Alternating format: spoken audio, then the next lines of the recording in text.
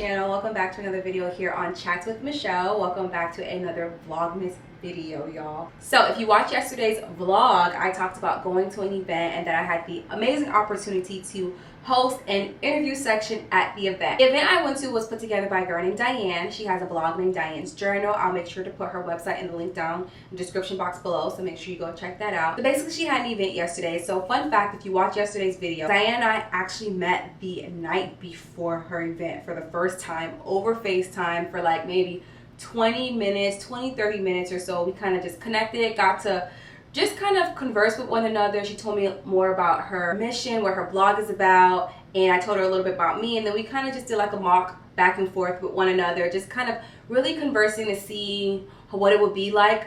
Honestly, the chemistry was like really natural. We got along really quickly, and the next day I just came in and I went ahead and did the interview for her at her event. The interview was about 20 to 30 minutes, so it's quite long, so I'm not going to put the whole thing here. I'm going to see how much footage I have, and maybe I might take that whole interview and make a separate video for another day. But there's going to be a few clips here and there about the event. So I'm super excited for you guys to go ahead and watch this video, this Vlogmas video, Vlogmas Day 21. Oh, and today's actually my brother's birthday, December 21st. So happy birthday, Jay. So yeah, like I said, I just want to come on here and do a quick little introduction. So yeah, the video should be coming up right now.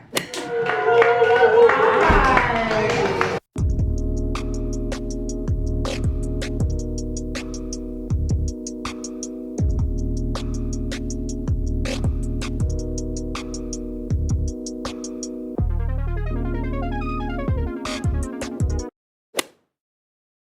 Can you share with them a little bit more about why you're so glad that they're here, and why did you even decide to do this? I know you talked about a little bit about your journal, but why did you decide to put on this event today?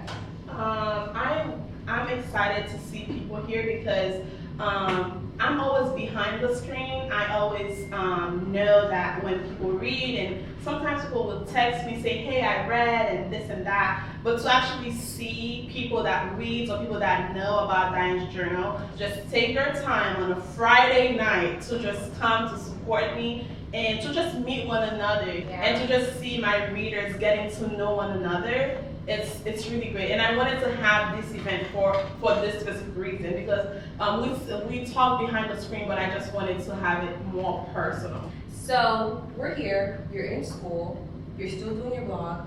How do you do it? How do you work? So I know you said you came from work today, so you work, you do your blog, you go to school. How do you keep your blog up and running and like efficient? Tough question. God, I have to say, God is my main source, and God is really the only one that keeps me going, because sometimes I don't even know how much I do until I'm talking to someone that's listening to the things I do, and I'm like, oh, maybe I do a lot. But yes, God is, I really try my best to just lay it all in God's hands, because I usually have a lot on my plate, and God is the only one. God is the only one that helps me juggle through all these things that I have going on. You talked about like your different readers and things like that. Does it ever bother you, for example, if you make a post and you don't get a lot of readers reading it, or like, you know, is that something that you're insecure about, or how, if it is something that you're insecure about, how do you move past that? Like, what keeps you motivated and keeps you going? We're getting deep. I think I shared in one of my articles, I cannot remember which one exactly, but there was a time where I used to, when I first started writing, I would check my I would check my views every minute. Yes. Like, literally, I was so obsessed with it, to the point where I would text, if we were friends, yeah, I'll be like, did you read yet? Like, did you read yet? I would personally text you. Or when I see you in person, I would ask you, did you read yet? To the point where I would tailor my articles towards what I see people would read more, instead of actually writing things that God put in my heart. Yeah. And then God really had to work in my heart, and I had to realize that if God put an article in my heart and one person reads it, and it makes a difference. Because when people text me, and one thing I do is that with my article, with my website now, I take the viewer count off. That's so good. I don't even know how many people read what. I just know it's published. If I'm gonna be used for God's glory, the numbers is not what matters. What God wants. That's good. Yeah. And I think that's such a great point that you make, because especially living in today's society where it's like social media based and everything's about numbers, for you to say that the numbers don't matter. If it's just one person, if it's no one, Jesus, I'm gonna put it up because that's what you told me to do. Like, you have an article, a post that says, the post says, there is beauty in your brokenness. And you mentioned there's always beauty in your brokenness. You just have to find it. Can you please elaborate on that? Like, could you, because you kind of elaborated on it, but you're saying there's beauty in brokenness.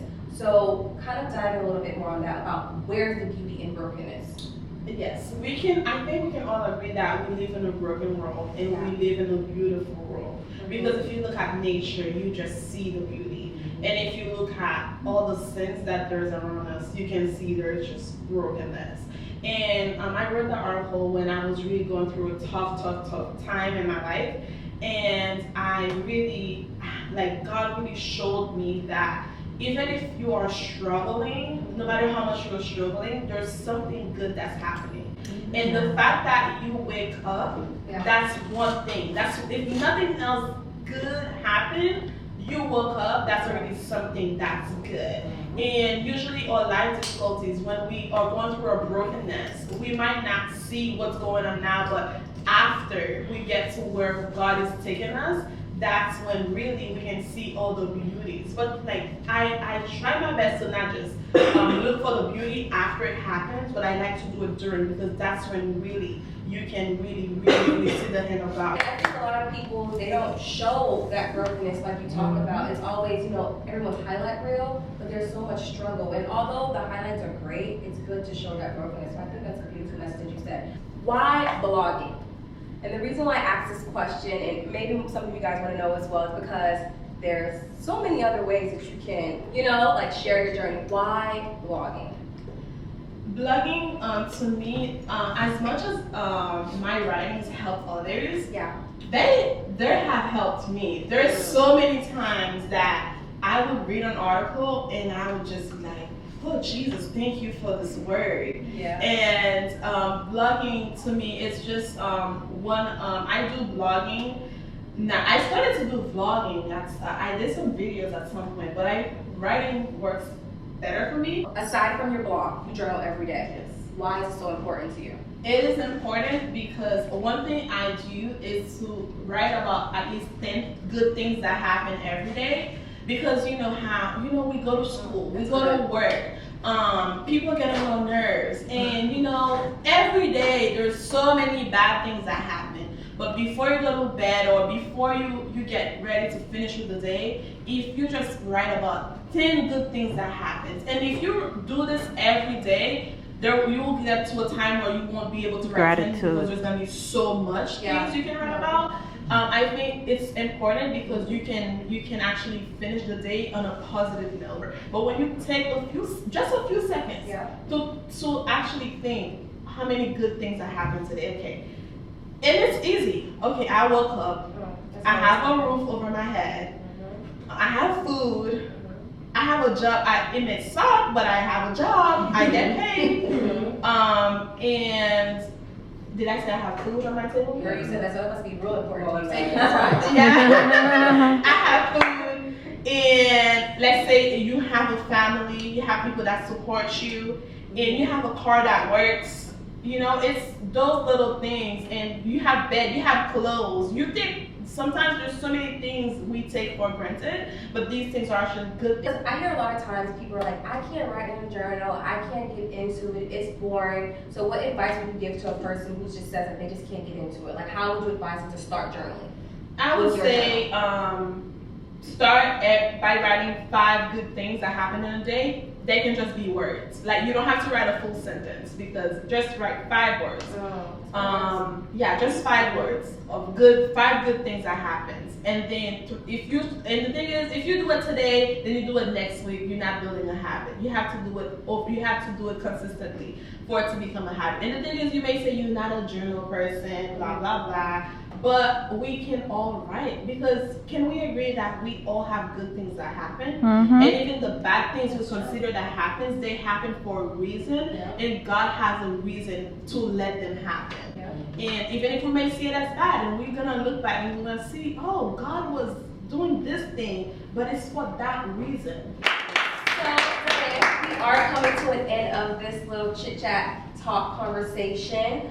I want to say on behalf of everyone, especially everyone's here, and I can tell that everyone here really loves you, that your blog, your journal, your website, your business is so impactful, so inspiring. Your story is inspiring. Keep on writing. Do not stop. Don't let it stop. Rest. Rest. You say do not stop. Say no more. It's just so amazing. And as we're wrapping this up right now, I just want to let you end this conversation. But what is something that you want to leave everybody with today? Like if they leave here, they forget everything else. What is one thing that you want everyone to take away from tonight?